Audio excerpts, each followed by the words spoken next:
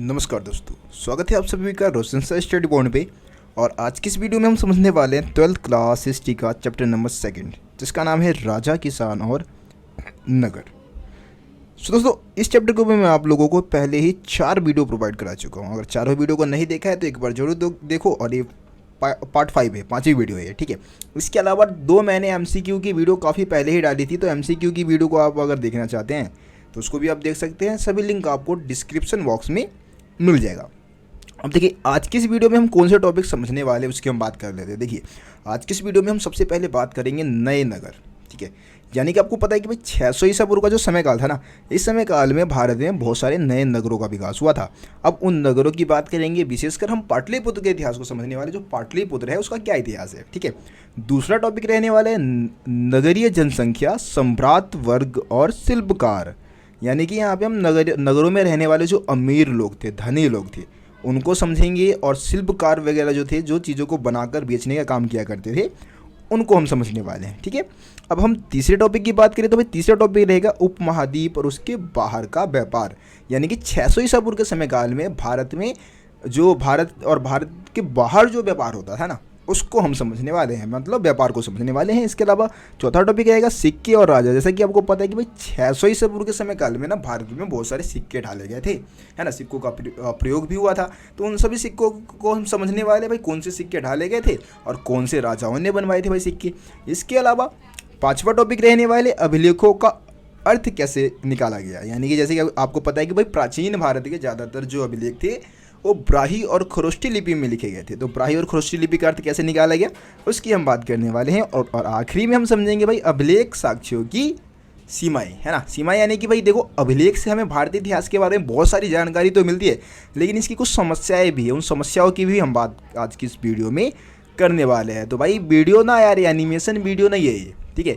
इसमें हम PDF के थ्रू समझने वाले, NCERT का जो PDF है उसके थ्रू हम समझने वाले टॉपिक को यार। क्योंकि एक ही तरीके से हम अगर स्टडी करते हैं तो हम बोर हो जाते हैं ना, थोड़ा पकआउट टाइप भी लगता है। तो इस कारण मैंने थोड़ा, और टाइम भी मेरे को यार नहीं मिलता है, एनिमेशन वीडियो में बहुत ही ज़्यादा टाइम लग जाता है, ठीक है। और इसके अलावा मैं फेस वीडियो भी बीच बीच में अब बनाया करूँगा। मेरे पास बोर्ड है, तो बोर्ड पर मैं आप लोगों को समझाऊँगा, वहाँ से वीडियो रिकॉर्ड करके आपको प्रोवाइड कराऊंगा, ठीक है। तो इस तरीके से हम समझेंगे 12th क्लास का जो हिस्ट्री है उसका मैं कंप्लीट सिलेबस हिस्ट्री पोर्शंस को तो मैं ही कराऊंगा। बाकी जो दूसरे टीचर है वो अपने अपने सब्जेक्ट के सिलेबस को कवर कराएंगे, ठीक है। तो चलिए अब शुरू करते हैं हम। सो कैसे यहाँ पे जो पहला टॉपिक दिया गया है, पहले टॉपिक की हम बात कर लेते हैं नए नगर। यानी कि 600 ईसा पूर्व के आसपास क्या हुआ था, भारत में बहुत सारे नगरों का विकास हुआ था।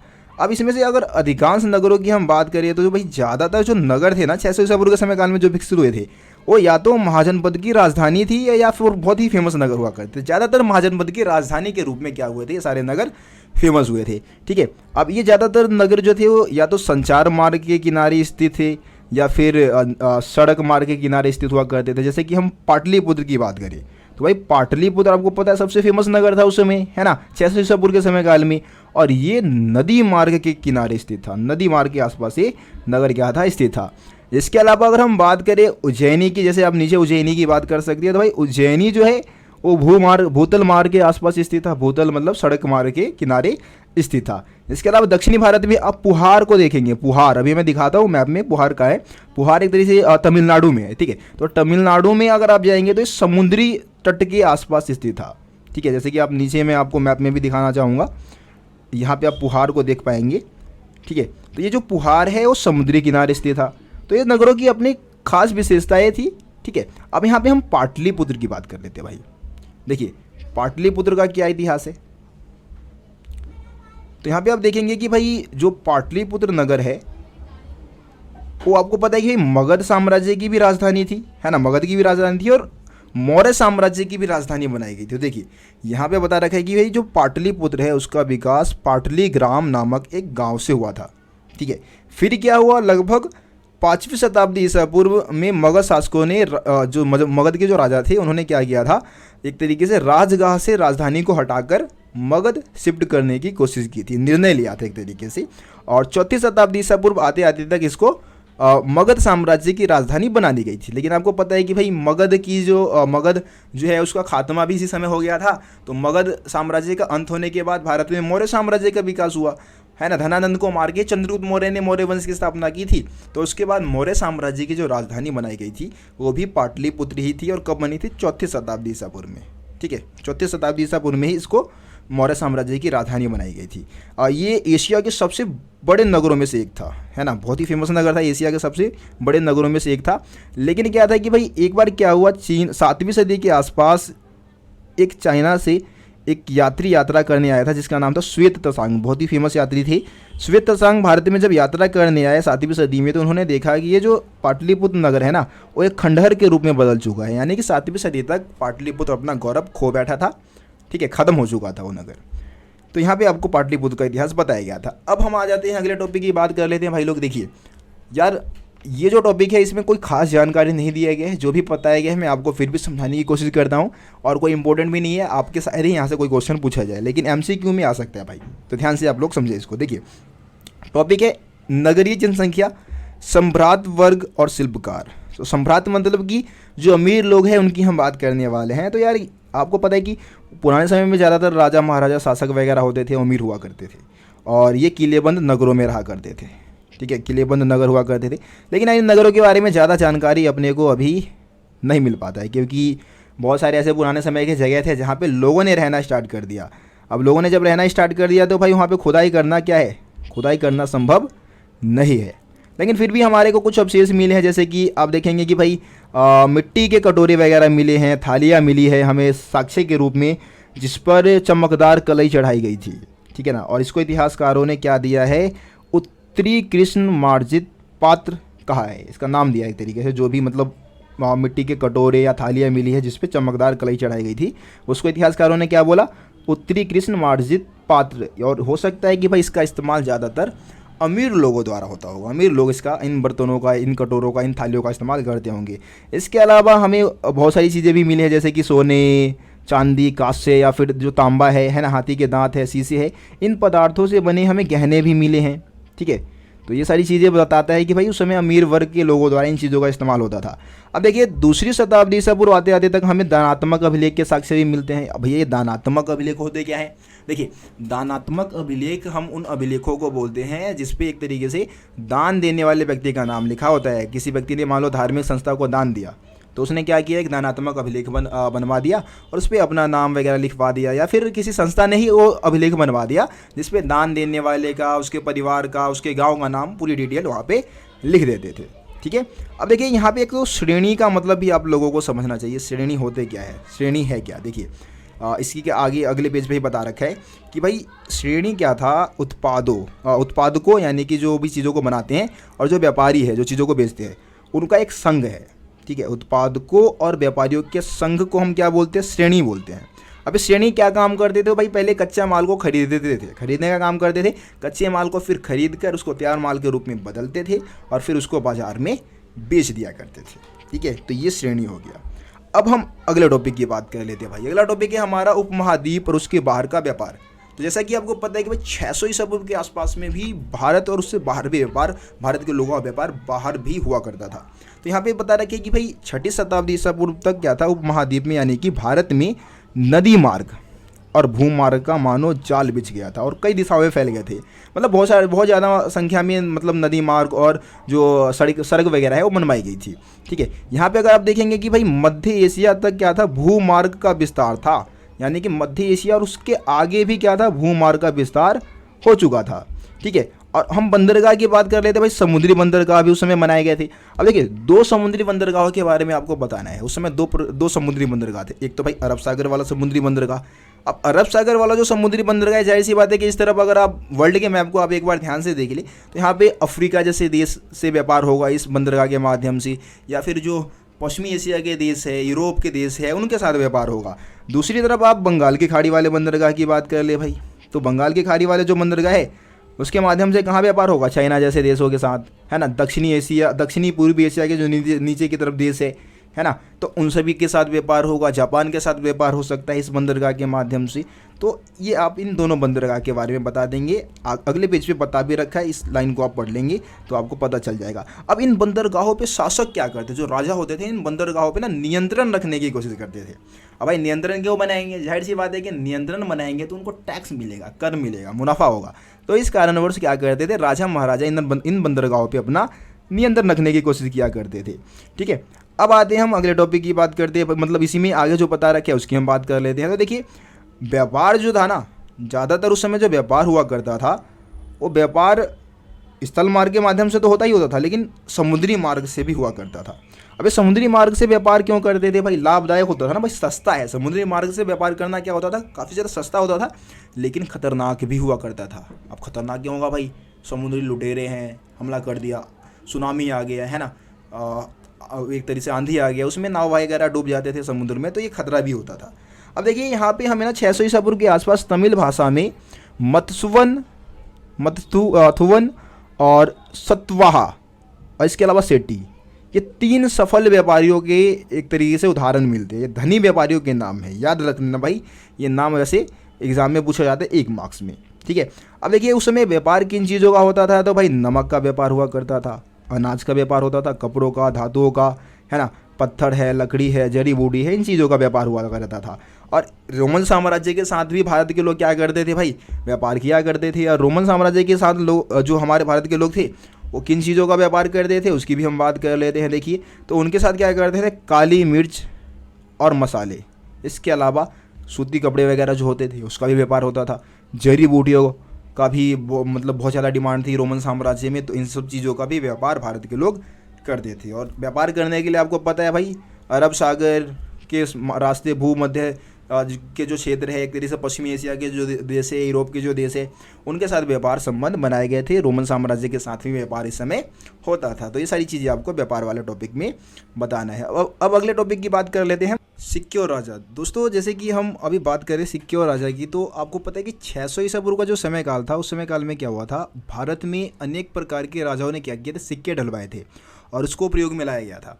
तो जैसे कि आपको पता है कि भाई सिक्के के विकास से क्या हुआ कि विनिमय बिल्कुल आसान हो गया। विनिमय यानी कि जो लेन देन था ना, वो बहुत ही आसान हो गया। अब यहाँ पे हम समझने वाले हैं कि उस समय काल में कौन कौन से सिक्के ऐसे थे जिसको डाले गए थे और उसको प्रयोग में लाए गए थे। तो यहाँ पे जो सबसे पहले सिक्के का नाम आपको बताना है वो है आहत सिक्के। आहत मतलब होता है चोट पहुँचाना, मतलब कि किसी चीज़ को पीट कर और उसको फिर सिक्के का आकार दिया जाता था। जिसमें हम अगर धातु की बात करें तो चांदी और तांबे का मिश्रण था ये, मतलब चांदी और तांबे को मिलाकर ये आहत सिक्के बनाए गए थे। और आहत सिक्के का अगर हम समय काल की बात करें कब बनाए गए थे, तो 6वीं शताब्दी ईसा पूर्व के आसपास ये सिक्के बनाए गए थे। ठीक है, यहाँ पे अगर हम बात करें कि भाई अगर कौन से राजाओं ने सिक्के बनवाए थे, तो यहाँ पे मतलब बहुत सारे राजाओं के नाम आप बता सकते हैं वैसे, जिसमें से आप मौर्य वंश का भी नाम ले सकते हैं कि भाई मौर्य वंश के राजाओं ने भी क्या किए थे, कुछ आहत सिक्के बनवाए थे। इसके अलावा जो व्यापारी है, धनी लोग हैं, वो भी क्या करते थे, इस प्रकार के सिक्के ढलवाया करते थे। तो ये तो आहत सिक्के की बात हो गई, जो कि सबसे पहले सिक्के बनाए गए थे। उसके बाद हम दूसरे सिक्के की बात करें तो है सोने के सिक्के। अब देखिए सोने के सिक्के सबसे पहले कुषाण वंश के राजाओं ने बनवाए थे। जैसे कि मैंने आपको बताया भी था पिछली वीडियो में कि कुषाण वंश का जो सबसे शक्तिशाली शासक जो था वो कनिष्क था। ठीक है, तो ये चीज़ हम समझ चुके हैं। तो कुषाण वंश के राजाओं ने सबसे पहले जो सोने के सिक्के ढलाए थे, ढाले थे, लेकिन सबसे अति उत्तम जो सोने के सिक्के थे वो गुप्त वंश के राजाओं ने बनाए थे। ठीक है, अब गुप्त वंश आपको पता है भाई, मौर्य वंश के बाद भारत पे जिस वंश ने शासन किया था वो है गुप्त वंश, और गुप्त वंश के सबसे अति उत्तम सोने के सिक्के थे। यानी कि मतलब मिलावट इस सिक्के में बिल्कुल नहीं था, प्योर सोने का इस्तेमाल किया गया था। ठीक है, तो ये चीज़ भी आप याद रखिए। अब हम आगे बात करते हैं रोमन सिक्के की। जैसे कि आप अगर दक्षिणी भारत की बात करेंगे ना, तो दक्षिणी भारत से हमें रोमन सिक्के के साक्ष्य मिले हैं।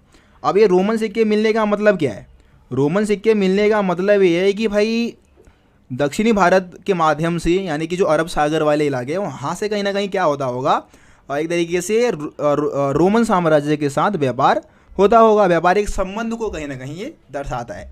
ठीक है, अब हम बात कर लेते हैं आखिरी सिक्के। आखिरी सिक्के की बात करें तो यहाँ पे आपको तांबे के सिक्के के बारे में बताना। भाई देखो तांबे के जो सिक्के हैं वो कौन से राजाओं ने बनवाए थे उसकी हम बात कर लेते हैं। तो तांबे के सिक्के जो बनवाए थे योधेय शासकों ने बनवाए थे। अब भैया ये योधेय शासक कौन है, देखिए योधेय राजा जो थे ना, योधेय शासक जो थे वो पंजाब और हरियाणा से शासन इन्होंने किया था, और इनका जो समय काल है वो 1वीं शताब्दी ईसा पूर्व माना जाता है। तो तो इन्होंने क्या किए थे, बहुत ज़्यादा संख्या में तांबे के सिक्के ढलवाए थे। खुदाई के दौरान क्या था कि भाई इनके इलाके से हज़ारों की संख्या में तांबे के सिक्के मिले हैं, जो इस बात को दर्शाता है कि योधीय शासकों ने क्या किए थे, तांबे के सिक्के बनवाए थे। तो ये सिक्के और राजा वाला जो टॉपिक है उसमें यही सारी चीज़ें बता रखी है। अब भाई आपको मैं शुरू में ही बता चुका हूँ कि सिक्कों के विकास से क्या हुआ कि विनिमय आसान हो गया, व्यापार करना जो था ना वो बहुत ही आसान हो गया था। ठीक है, अब हम बात करते हैं भाई ये मुद्रा शास्त्र क्या है। ऊपर एक मुद्रा शास्त्र का मतलब बता रखा है। मुद्रा शास्त्र का मतलब होता है मुद्रा का अध्ययन करना, सिक्कों का अध्ययन करना। अब देखो पुराने समय के जो सिक्के थे ना उस पर बहुत सारे राजाओं ने अपने चित्र बनवाए थे, अपने राज्य का जो प्रतीक चिन्ह था वो बनवाए थे, अपने नाम लिखवाए थे। तो जो मुद्रा शास्त्री होते हैं यानी कि विशेष प्रकार के विद्वान जो क्या करते हैं, सिक्कों का अध्ययन करते हैं और उससे इतिहास के बारे में जानकारी जुटाते हैं। तो मुद्रा शास्त्र में क्या होता है, सिक्कों का अध्ययन किया जाता है और उसके माध्यम से बहुत सारी जानकारी जुटाई जाती है। तो ये तो सिक्के और राजा वाला टॉपिक हो गया। अब हम बात करते हैं भाई अभिलेखों का अर्थ कैसे निकाला गया। तो जैसा कि आपको पता है कि भाई प्राचीन भारत में जो भी अभिलेख लिखवाए गए थे वो दो लिपि में लिखवाए गए थे, ब्राही और खरोष्टी लिपि में लिखवाए गए थे। ये शुरू में ही मैं आपको बता चुका हूँ। तो जाहिर सी बात है कि अगर हमें अभिलेखों का अध्ययन करना है तो हमारे को क्या करना होगा, ब्राही और खरोष्टी लिपि का अध्ययन करना होगा, ब्राही और खरोष्टी लिपि का अर्थ निकालना होगा। तो अब हम बात करेंगे भाई विद्वानों ने ब्राही और खरोष्टी लिपि का अर्थ कैसे निकाला, उस चीज़ को आप समझे, बहुत ही आसानी से आप समझ जाएंगे। जैसे कि देखिए यहाँ पे आपको एक कहानी की तरह, स्टोरी की तरह आपको इस चीज़ को समझना होगा। जैसे कि मैं आपको बता देना चाहूँगा कि 18वीं सदी, ठीक है, 18वीं सदी से क्या हुआ, जो यूरोप के विद्वान थे, कहाँ के विद्वान, यूरोप के, ठीक है, उन्होंने क्या किया, भारतीय पंडितों की सहायता से एक तो आधुनिक बंगाली लिपि जो है, मतलब इस समय जो बंगाली लिपि है उसका अध्ययन किया उन्होंने, और जो देवनागरी लिपि है उसका अध्ययन करना शुरू कर दिया। मतलब भारत की जो दो लिपि है, बंगाली लिपि और देवनागरी लिपि, पहले तो उन्होंने उसको समझा और उसके बाद इन दोनों लिपि का अध्ययन करने के बाद इनके अक्षरों की तुलना की, किसके साथ, प्राचीनतम अक्षरों के साथ, यानी कि जो ब्राही लिपि के जो अक्षर थे ना उसकी तुलना की बंगाली और देवनागरी लिपि के साथ, और उसके बाद इसका अध्ययन किया। ठीक है, और इसके अध्ययन में मतलब इसका अर्थ निकालने में सबसे ज़्यादा जो योगदान था वो जेम्स प्रिंसेप का आप नाम बता देंगे भाई। जेम्स प्रिंसेप ने क्या किया था, 1838 में ब्राही लिपि का अर्थ निकाल दिया था अपने परिश्रम के बल पे, अपने मेहनत के बल पे। तो ये चीज़ तो आप ब्राही लिपि के अर्थ में बता देंगे। अब हम बात करते हैं खरोष्टी लिपि का अर्थ कैसे निकाला गया। देखिए खरोष्टी लिपि, जैसे कि आपको पता है कि पश्चिमोत्तर भारत में जितने भी अभिलेख मिले हमें, पश्चिमोत्तर भारत आप समझते होंगे, तो पश्चिमोत्तर भारत के जितने भी अभिलेख हैं वो खरोष्टी लिपि में ही लिखे गए थे। अब खरोष्टी लिपि का अर्थ कैसे निकाला गया, तो खरोष्टी लिपि का अर्थ निकालने में सबसे ज़्यादा जो हमें सहायता मिला ना वो हिंद यूनानी राजाओं द्वारा बनाए गए सिक्कों से मिला है। अब भाई हिंद यूनानी राजाओं ने क्या किए थे, बहुत सारे सिक्के ढलवाए थे, बहुत सारे सिक्के बनवाए थे, जिसमें उन सिक्कों पे क्या किया था, उन्होंने अपना नाम दो लिपि में लिखवाया, एक तो यूनानी लिपि में भी लिखवाया और खरोष्टी लिपि में भी लिखवाया। अब इससे क्या होगी भाई, जब जो विद्वान यूनानी लिपि को पढ़ सकते थे, समझ सकते थे, बहुत सारे विद्वान ऐसे थे जो यूनानी लिपि को अध्ययन कर चुके थे, उन्होंने क्या किया, यूनानी लिपि के जो अक्षर थे या यूनानी लिपि की जो तुलना है वो खरोष्टी लिपि के साथ की और उसके बाद उसका अर्थ निकाल दिया। जाहिर सी बात है कि भाई यूनानी लिपि को पढ़ चुके हैं, अब उस पर क्या है कि राजाओं ने अपना नाम दोनों ही लिपि में लिखवा रखा है, यूनानी लिपि में भी लिखवा रखा है और खरोष्टी लिपि में भी लिखवा रखा है। तो अक्षरों को मिलाया गया, शब्दों को मिलाया गया और उसके बाद इसका अध्ययन कर दिया गया। यहाँ पे एग्जाम्पल दे रखा है कि भाई एक राजा है जिसका नाम था अपोलोडोटस। ठीक है, तो अपोलोडोटस शब्द में क्या था कि जब प्रतीक चिन्ह जैसे अ है शुरुआती, तो मान लो कि भाई यूनानी में भी अ का इस्तेमाल किया गया था और खरोष्टी लिपि में कुछ ऐसे ही जो चिन्ह थे उसका इस्तेमाल किया गया था। तो इस तरीके से अक्षरों को मिलाया गया था, यूनानी और खरोष्टी लिपि के अक्षरों को मिला के खरोष्टी लिपि का अध्ययन कर दिया गया था। ठीक है, तो इस तरीके से यहाँ पे आपको खरोष्टी लिपि के अध्ययन के बारे में बता देना है। उसके बाद हम बात कर लेते हैं, इसमें एक और टॉपिक है भाई, जैसे कि अभिलेख से प्राप्त ऐतिहासिक साक्ष्य। इसमें कोई खास जानकारी नहीं दे रखी, मैंने आप लोगों को शुरू में बताया था कि भाई जो अशोक था उसने क्या किया था, अपने लिए दो उपाधियों का इस्तेमाल किया था, है ना।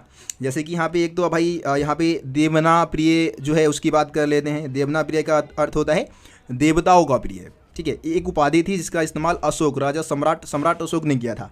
इसके अलावा प्रियदर्शी की बात कर लेते हैं भाई। प्रियदर्शी का मतलब क्या है, प्रियदर्शी का मतलब है सुंदर मुख वाला व्यक्ति, है ना, जो दिखने में सुंदर है। तो ये दोनों ही उपाधि थी जिसका इस्तेमाल सम्राट अशोक ने अपने लिए किया था। ये चीज़ मैं आप लोगों को शुरू में ही बता चुका हूँ, तो इसको हम ज़्यादा समझने की कोशिश नहीं करते हैं। आगे हम अगले टॉपिक की देखते हैं, बात करते हैं। टॉपिक अगर देखें तो भाई यहाँ पे है अभिलेख साक्ष्यों की सीमा, है ना।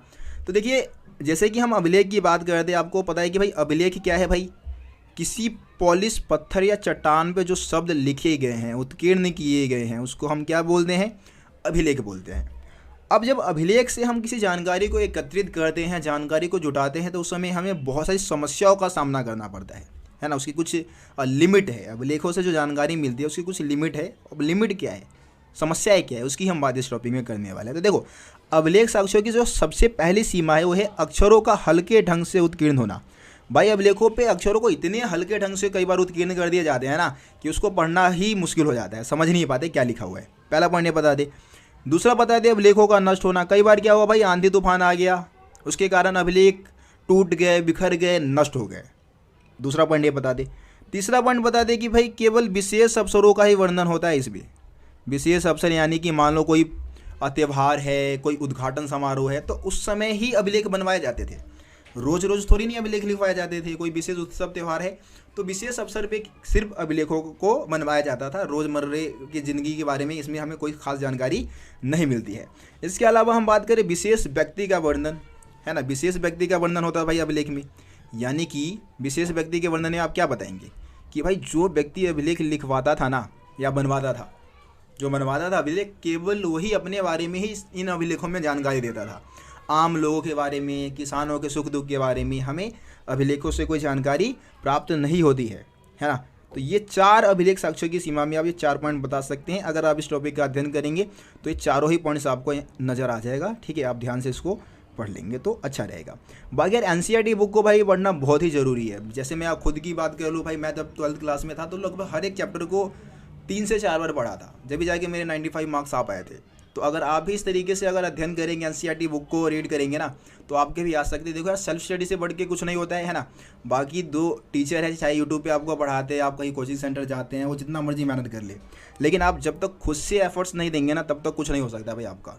तो खुद से आप बुक रीड करें, आप अपने खुद से अलग से नोट्स बनाए। जैसे कि इससे पहले मैंने जो भी वीडियो बनाया था एनिमेशन के थ्रू बनवाया था, तो वहाँ पर सारे पॉइंट्स अलग से लिखे हुए आते थे, ठीक है। तो भाई आसान है, इसमें से भी आप चाहे तो पॉइंट्स बना सकते हैं। बाकी नोट्स बहुत जल्दी मैं आप लोगों को प्रोवाइड करा दूंगा, ठीक है। तो यार वीडियो को ज़्यादा से ज़्यादा शेयर करें। बहुत ज़्यादा मेहनत लगता है वीडियो बनाने में, गर्मी में बैठ के वीडियो बनाता हूँ, लेकिन आप लोग सिर्फ वीडियो को देखते हो, शेयर नहीं करते हो।